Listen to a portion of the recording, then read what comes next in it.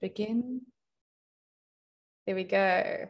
Welcome, Emma. I am so very excited to have you here on this interview. So just a little bit of background for everybody. I have actually known Emma for a while. I was actually thinking about this last night, Emma, and I think that the 2 years of COVID have kind of thrown like this weird wobble in time. And I actually was trying to then estimate how long I've actually known you. And it actually has been quite a long time. And the first time I actually met you was at one of the 8-8 meditations that you facilitated. But this was many years ago, probably 6 or 7 years ago, I think. So actually we have known each other for quite a while, but gotten to know each other even better in the last few years. So I'm very excited to have you here today. Emma, do you want to tell us a little bit about yourself, your story, what it is that you do? Thank you, Jacqui. I'm so excited to be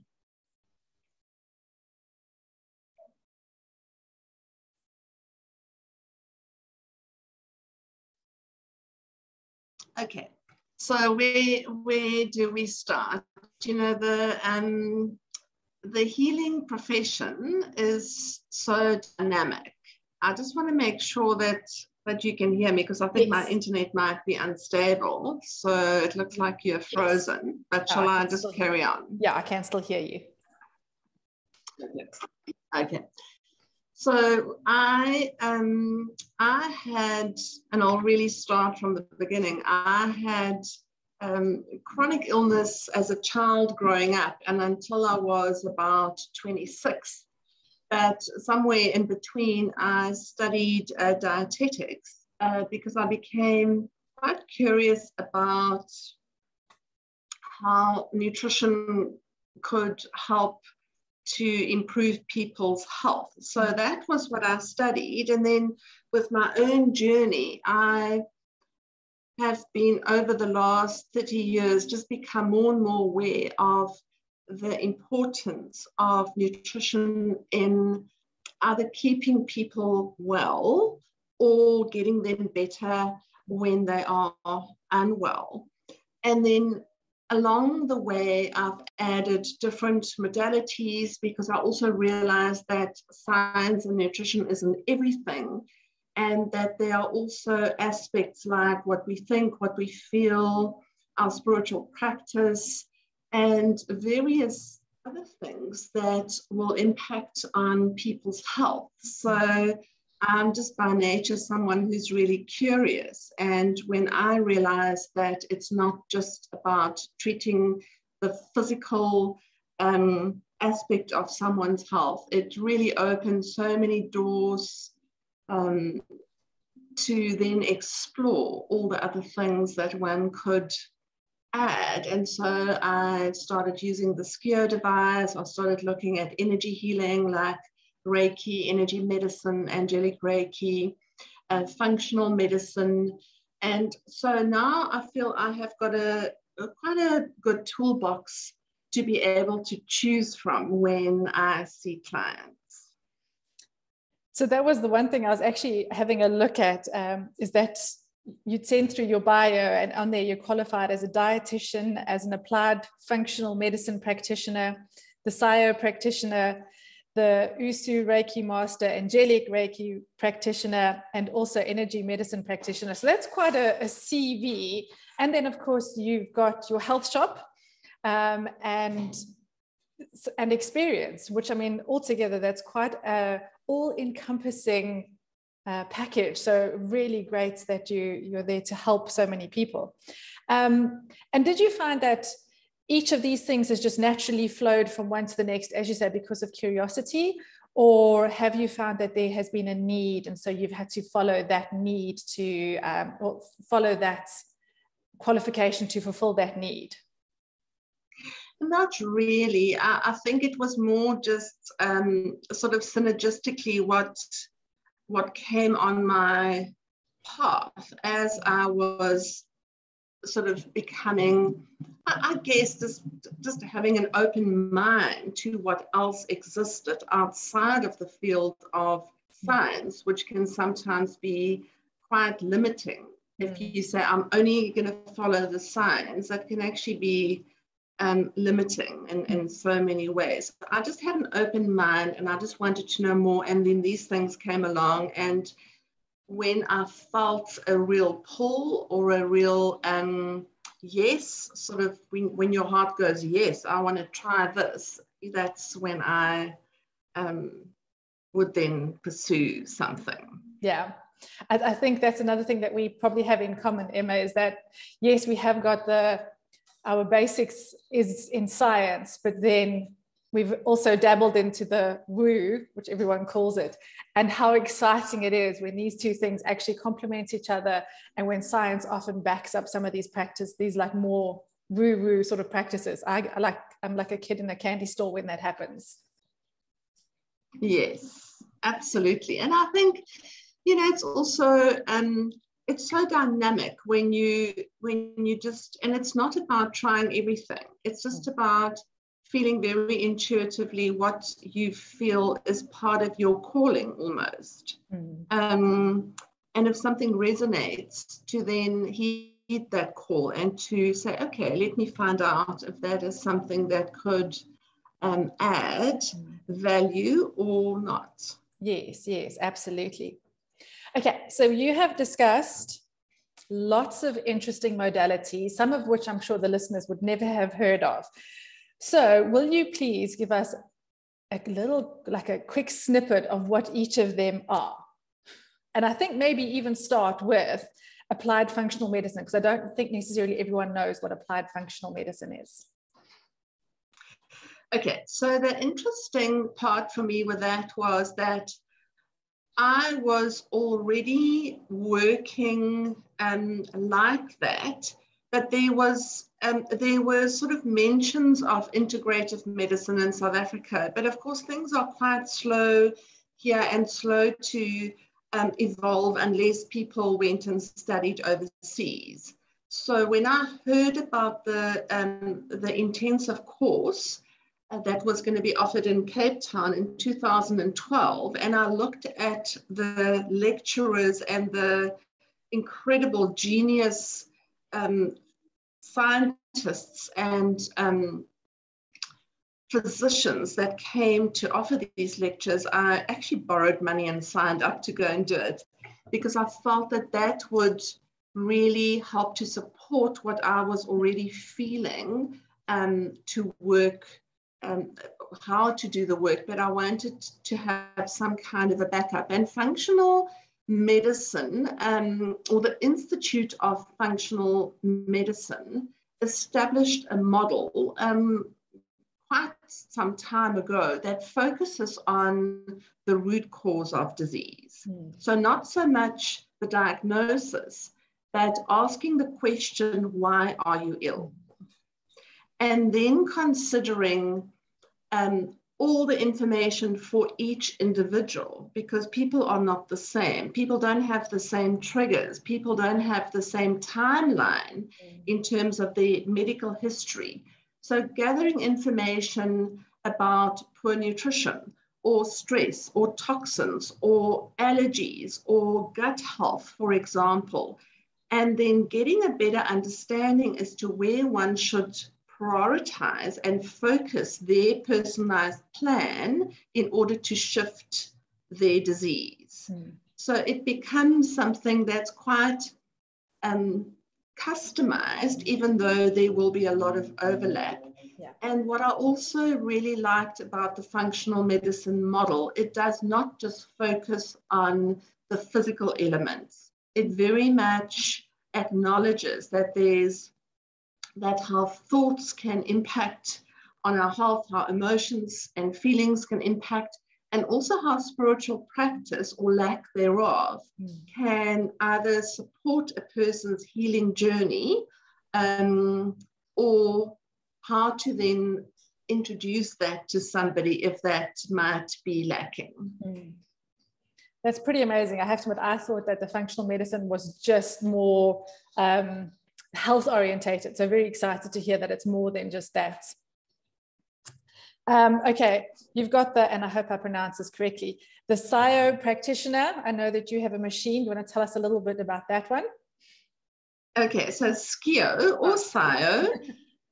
When I started, let me see, about 20 years ago, a colleague who's a doctor in naturopathy suggested to me that I investigate this device, which he had started using in his practice, and he felt that that would also just open more avenues in terms of approaching health and disease, because at the time I hadn't done functional medicine, I hadn't done the healing. So it was called Quantum Zeroid at the time, and then they had an upgrade, and it's now called Skio, and it's a biofeedback device that you link with electrodes to the ankles, the wrists, and a headband, and then there's a box linked to a software program.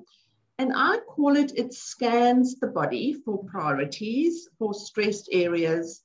I don't use it like a crystal ball, but it also helps me with additional information, and then it can do a biofeedback balance. So it's a great tool to have, especially when there are mystery things going on that you cannot quite put your finger on, or where a blood test or an x-ray or a scan doesn't reveal everything. This can help to give me more clues as to what else to consider with clients. Yeah. And often we don't necessarily have the words or the knowledge to put into words what's going on. So I think that's where the Skio plays a big role. Yes, so I like to use that maybe from my second or follow-up consultation, where I've already sat and I've done the questionnaire, I've asked all the questions, I've perhaps introduced certain aspects for the client to start changing or considering. And then with Skio, it's a good second or follow-up or third consultation to say, okay, what else is going on? Because emotions are very often difficult for people to name or to verbalize, especially if it's something that's been around for so many years. So if I suddenly ask somebody, so what is abandonment about? You know, why is that sitting in the list of top priorities for you in particular? It might make them consider things that they had forgotten or perhaps suppressed. Yeah. And, you know, suppression is actually obstruction to cure. If something has been suppressed and not been acknowledged or not been processed, that is just another layer that the body has to sort of work through in order for it to shift from a chronic ill state for those who are unwell over many years. What an amazing tool to have in your arsenal. It has been a wonderful tool to use and very interesting. And it's really also given me so many other factors to consider outside of just what are you eating, what shouldn't you eat, how much of it shouldn't you eat. So it's really enriched my practice experience hugely. Yes, yes. And then you have got Usu Reiki Master and Angelic Reiki Practitioner both down as other qualifications on your CV. Now, I know there are differences. Will you go into that a little bit? Okay, so Usui is the form of Reiki that I learned as my first energy healing modality. I think Reiki, there are different forms of Reiki, but the Usui is a very particular form, and that sort of taught me different ways of just listening into the body without any real tool other than my intuition. There are certain symbols that we become attuned with while we train. And then there are sort of simple practices of holding the body in different places to help balance and restore harmony. So it really is one of those things with energy healing that gives you that additional tool or ability to shift into deeper layers, but a very gentle, subtle way. So Usui Reiki was my first energy healing modality. And then Angelic Reiki was developed by Christine and Kevin Core. And again, there are some overlap, but it's a slightly different procedure where one attunes, you attune with your client to the priority they want to work with, but then you just hold your hands in one position throughout the session, and you call in very specific angelic beings or spiritual beings that will present themselves, and they work through you. So it's almost like you become one with the angel and the client. It's not three separate elements where there's a client and then me with my hands and then a being or beings behind me. And it's a very powerful way of working, even though it seems very subtle. So I'd like to use that if that comes up as a priority for a client. Great. And I have to admit, like for me, finding out more about angels and all of that sort of thing has really been sparked because of our interactions. So I do appreciate that. I've learned so much about angels and all sorts of things because of you, which I really and truly love. And it's one of the tools that I love to use. Oh, it's true. Thank you, Jax. Wow, that's such a compliment. Thank you. And then the last one on your list is your energy medicine practitioner. Do you want to tell me a little bit about that one? So that is also a form of energy healing with different modules as part of it, and something that I really, really love to use. I would say that when I see clients for energy healing, it probably is primarily the energy medicine, and then I overlap or infuse perhaps some Reiki and Angelic Reiki, depending. But the energy medicine, the modules are, for example, balancing the core, or removing heart anguish, or improving relationships, or healing trauma or hurt. So it was an amazing learning journey, that for me, but healing journey as well, using different hand positions, different words, different directions, and for each of the modules. So you can actually even look at family trauma, for example, and then use a module, but it's all energy work. So it's not physical work other than you using your hands with your clients, different words, different sequences. For example, angel net, where you go into different directions, different colors, different angelic beings, and clearing that person's field. The goal, or the purpose, I guess, with any of these modules is to help to restore balance, help to restore harmony. Because sometimes we can work with somebody, we can give them better nutrition, we can suggest meditation, but in their energy field, there are things that have become so stuck. So it's almost as if the energy work can help to just restore the inner balance on different fields, maybe even past lives where things have become programmed into their cells or their DNA, and they can't understand why something does not want to shift. So, and I've definitely experienced that, like that you can do all the meditation and the journaling and do all of that work, but sometimes you actually need somebody else to help facilitate moving something, as you say, that is quite stubbornly stuck, that you can't see yourself.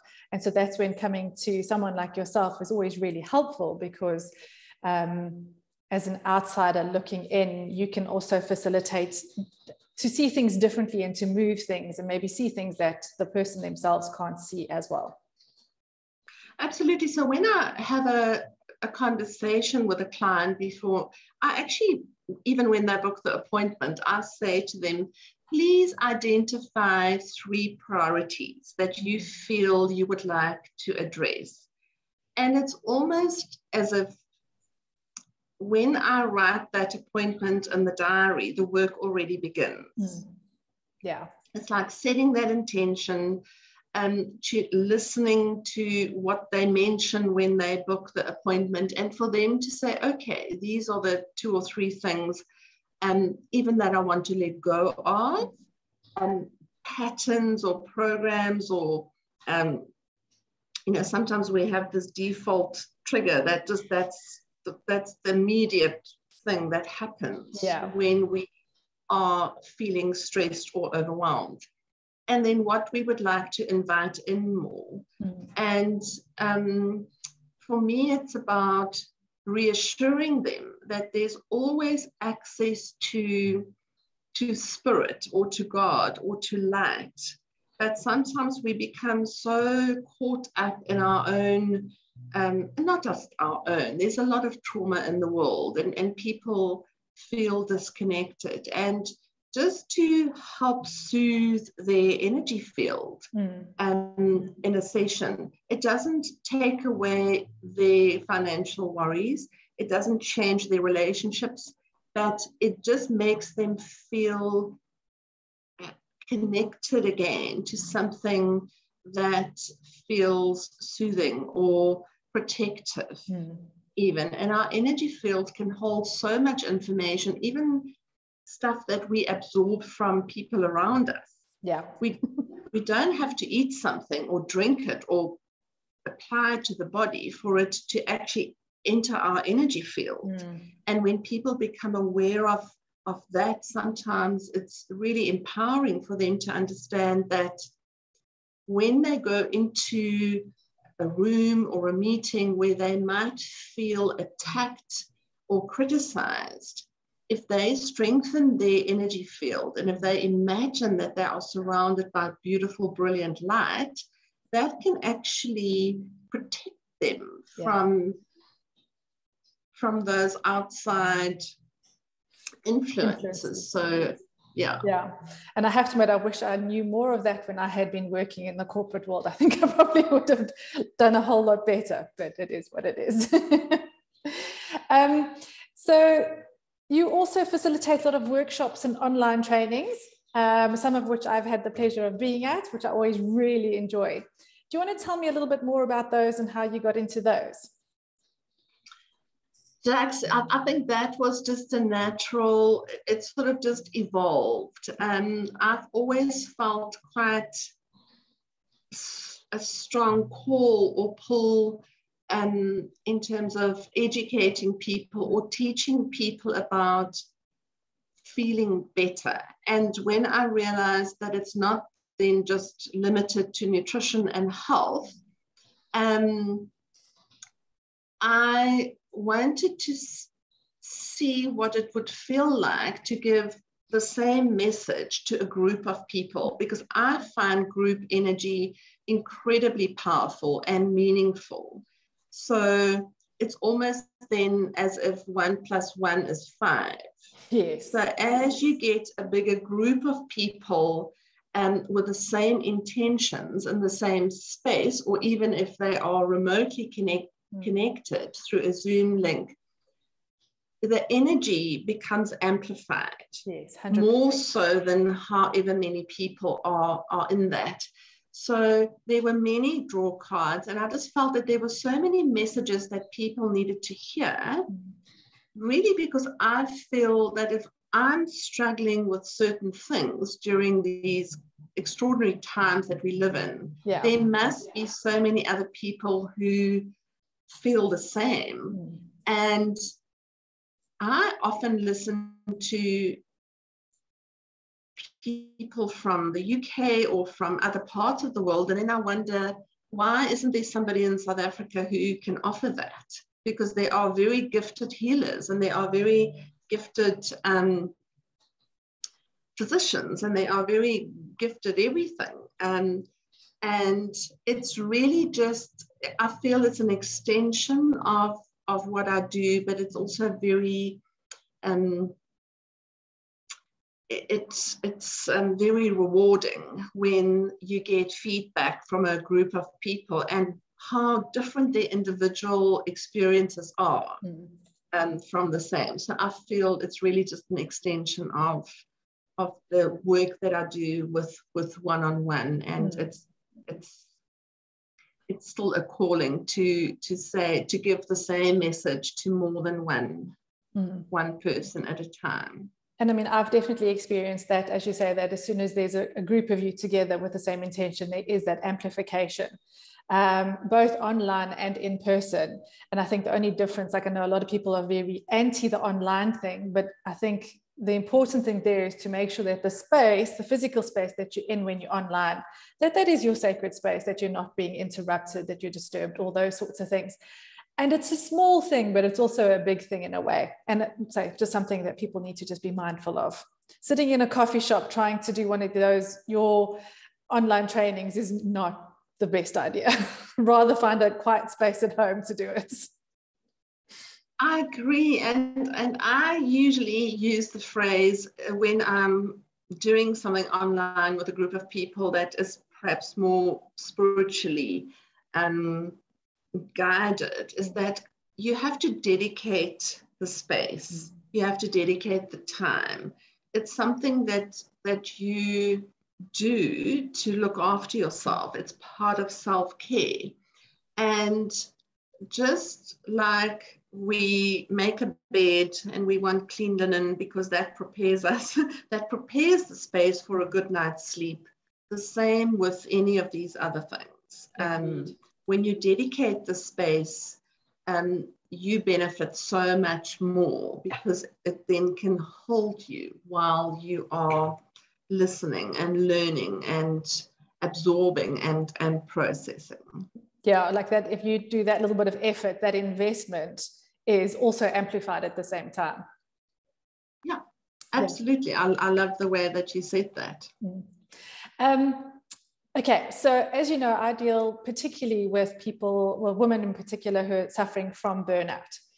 So you yourself, Emma, how do you deal with stress, and have you ever suffered from burnout?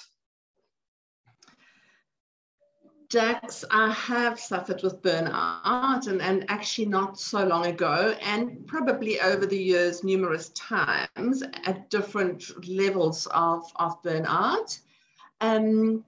And yes, stress is very difficult to get away from, no matter who you are and where you live and what you do. Very true. So for me, burnout was a huge wake-up call. To review what can I let go of that was depleting me. Yeah. Can I learn patience to restore what has become depleted? And it was a very interesting and humbling process for me, because I had seen many clients over the years who have been in burnout. Yeah. And I felt that actually they all had a lot of similarities. And then I realized, oh, I'm one of them. You know, people who push too hard for too long. People who strive for more and for better, even when something is already good enough. Yeah. But at the time, it was, you know, you are then forced to rest. You are forced to review, and you are forced to process a lot about how you got to that point. So for me, restoring either just everyday stress or along this journey of recovering from burnout was to look at these 4 elements of physical, mental, emotional, and spiritual, and to realize that it's not just about rest, It's not just about treating insomnia or depression. It's not just about retraining your mind. It's not just about seeing a counselor to help you process or to help you accept where you are at. It was really a blend of so many different things, and at times a little bit more physical, at times a little bit more mental, what I was listening to, at times, okay, just rest and not doing anything. And then at times a very spiritual process of really learning to hand over and to ask for help and to almost, you know, regardless of what your religious beliefs are, but almost to say, I cannot see the way forward, and to call on help and almost saying, God, show me the way, just show me the next step. And to be that open and vulnerable to just taking one step at a time, to not try to run a marathon when you actually feel completely unfit.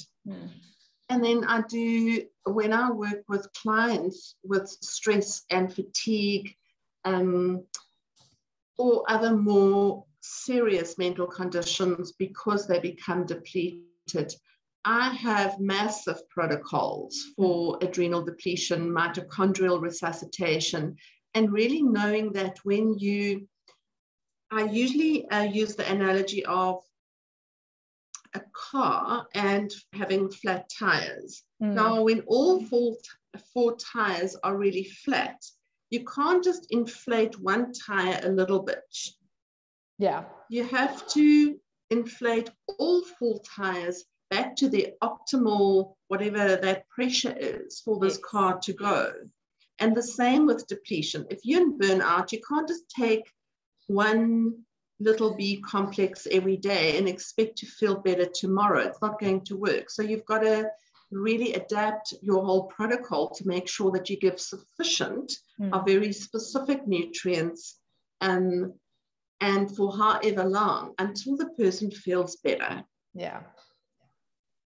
I love that analogy of the car with the four wheels, because that's exactly what it is. And I think for me, the biggest thing was actually taking ownership of the burnout, that actually I am where I am because of choices I have made. And as you say, the reflecting, reviewing, what can you do differently? How can you choose differently?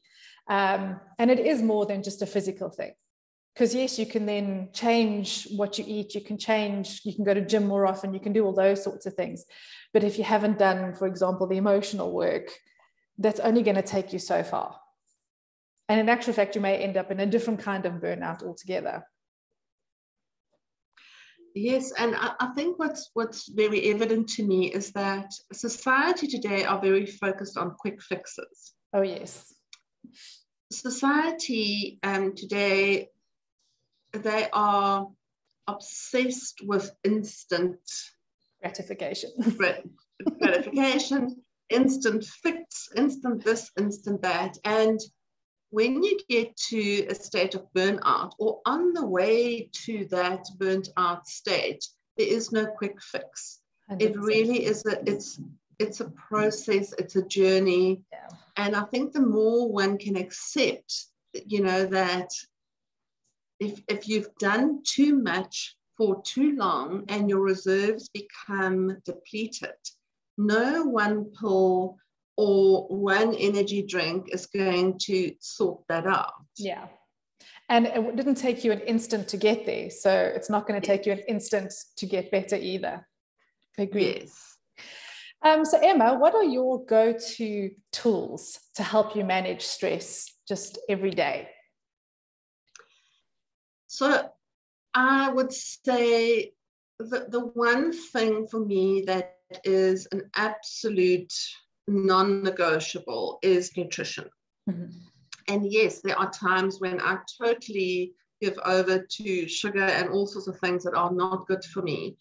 But to me, what I choose to eat every day and how I supplement is not just for stress, but for my entire well-being, for my gut, for my brain, for my immune system. all linked. So I know that I can't live on junk and not use any nutritional supplements, but then perform brilliantly. Yeah. So it's what you put in is what you get out. So that is probably my first go-to. And I wouldn't say second necessarily because it's less important, but they're all in the same sort of level of importance. Yeah. Is to move. Yeah. To make sure every day that I move, whether it's walking, I love to swim in the sea. And that for me is a chance to just reconnect. I reconnect with earth. I find that it forces me to breathe properly. And when I breathe properly, my nervous system can become much more harmonized. Yeah. So, and that gives me, I use that time not to focus on how many steps I take or how many calories, but to be very mindful about connecting with something that feels supportive. It's almost like when I walk, every step I take, I feel I'm connecting to earth. I feel grounded. I can pull the energy from the center of the earth and I can really breathe into my heart. So it becomes a lot more than just exercise. I love meditation, and over the past few years, I've introduced it more and more. Firstly, I think, or primarily, because my mind has a mind of its own. It's very difficult I was waiting for you to say something like that it goes like I was like, oh, how do I say it? My mind has a mind of its own. It can be a roller coaster. It can be like all kinds of, it can be a freight train. It can be here, there, everywhere, all at the same time. And a few years ago, when I discovered the work of Dr. Joe Dispenza and his research on the neuroscience and how we can almost change the brain and the nervous system by suggesting certain things and using that time to listen to a voice, because for me it's very hard to just sit in silence. I really struggle with that. Yeah. But I have found meditation to be a very useful and helpful and regulate the nervous system, but to also change the way that we usually think, especially when we get overwhelmed and feel stuck, when we get stuck in negative thinking and we just can't see a way out. By listening to a different voice that suggests to us that we can have a certain intention and maybe call in something different, suddenly there's just infinite potential and possibility. And when we sort of change that focus that's so narrow, just here and now, and I can't see my way out, and it becomes a huge field of possibility that we can start drawing from. So that for me is very useful. And then I love laughing, I love music, I love practice, just lighting a candle, those little things that don't cost anything, but it feels like a good reminder all the time of just, I'm here and I'm okay. And those small moments of sacredness in your day that let you just stop and pause, just for that moment, just to have a little pause. Yeah. Pause, exactly. I love that you referred to Dr. Joe Dispenza, and I know that you're a fan of his. And again, I think this is where, like, yes, you've got the meditation, which a lot of people think is very woo, and yet he is a doctor and has done lots of research into it. And if you read any of his books or listen to his podcasts, whatever, the amount of information that's available from him is incredible. So anyone who doubts meditation, I can definitely go and listen to his work and follow his work, and will learn a lot of the benefits of meditation, which has been amazing. Yeah, and I think he's been such a front runner in the field of neuroscience, and how changes in the brain and in the immune system and in people's behavior can be impacted with a certain kind of suggestion, because that's really what he works with. It's suggesting things. And putting in that just takes your mind. Yeah. And putting in that daily consistent action has in some cases even had phenomenal physical results in some of the work that he's done, which is amazing. It is amazing. Yeah. So one more question for you, Emma. What does it mean to you to live in your brilliance? Jacques, I laughed that when I saw your email. I was like, wow, that is such a, that is such a good question to ask someone. And I'm sure everybody will have so many different answers, but it really also made me reflect. And so it was very useful to think about it and to write some things down, because it's not just about what you achieve. It's not just how much you get done, like how brilliant are you? I realized that that's actually not what it is for me. For me, to live in my brilliance, I would say the first thought that came to mind was showing up no matter what. Okay, wow, that's a big one.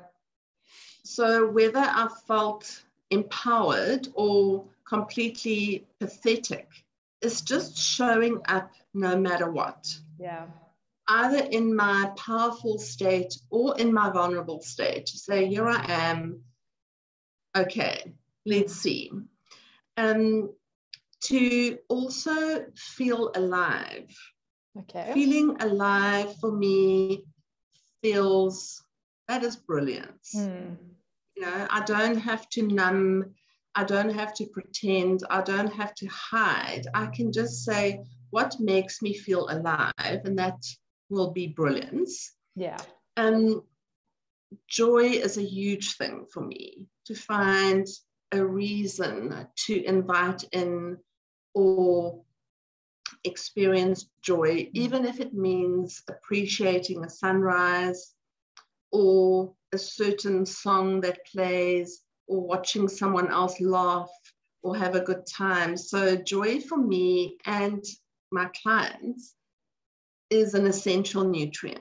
And that for me feels, if I can still experience some joy in each day, that is part of brilliance. And of course, connection and seeking connection, feeling gratitude, even though sometimes I have to remind myself that there's still a lot more to be grateful for. That adds to, and brilliance is like that diamond. It's not just one facet. It's not just one angle that you see. Different parts of it will reflect the light in different ways. And brilliance to me feels like you can be talking about a diamond, actually. But there's also balance. Yeah. For me, brilliance is also about, can you accept that you have to remain balanced, that there will be times when you feel less motivated or less shiny, and there'll be times when you'll feel incredibly energized and that, but to find the balance and to not try to be the same person every single day, to allow for variation, to allow for changes in season, to allow for flux and for flow. Yeah. So I can carry on, but those were the words that popped up for me when I considered that. And I think what you're saying about the just show up regardless of how you're feeling very much goes in time with that whole balance thing. Like, some days it's hard to show up and other days it's easy to show up. But if you've committed to something, are you still going to show up? And it doesn't matter how, but if you're showing up with your best of intentions, regardless of your capacity or your energy, if you're showing up, you're showing up. And that alone counts for a hang of a lot. And also, I mean, I don't want to start a whole new chapter about brilliance, but I think self-love and self-acceptance is so hard for people. We are so critical of ourselves. So we struggle to accept and acknowledge our own light. Yes. We struggle to acknowledge our brilliance. Yes. So sometimes it's almost like you have to take a step back and pretend you're just your own best friend and say, how do I see you? Yeah. And can I remind you of your brilliance? What a beautiful exercise to do. Emma, thank you so much for your time. I know that you have got a busy day ahead of you. The best place for listeners to find you, where would you say is the best place? Jack's probably, and my Instagram page is quite active all the time, and I put updates on there, and it's emma.mentalhealthpractitioner. I've also got a website, even though it doesn't always show the latest happenings, but just a little bit more about me, and that's emmamental.com. Okay, and got your contact details on the website. The contact details on the website, and it's also on my Instagram page, or they might have to just message you and ask for a number if there are any other questions. Jacques, thank you so much. No, thank you so much. And what we'll do is we'll put all those, your website and your Instagram handle and everything into the show notes, so they are there for everyone to get hold of. Emma, thank you so much for your time. I really appreciate it. I have loved being one of your students at your workshops and things, and I'm always looking forward to the next one. So looking forward to the next one, I'm sure. Oh, in fact, 8/8, the next one is not that far away. So it's coming. Yes. So Jax, I loved this conversation. Thank you so much, and I look forward to seeing you soon. Yes. Thank you for your time, Emma. Appreciate it. Great. Thanks, Jax. Bye. Bye.